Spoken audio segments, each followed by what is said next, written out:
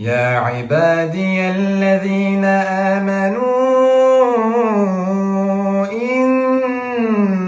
أرضي واسعة فإياي فاعبدون كل نفس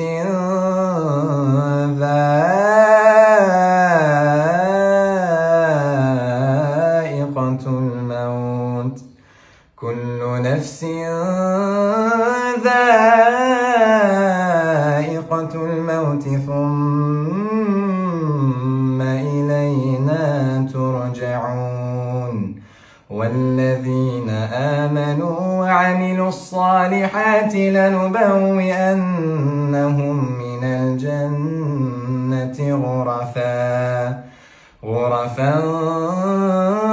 تجري من تحتها الأنهار خالدين فيها نعم أجر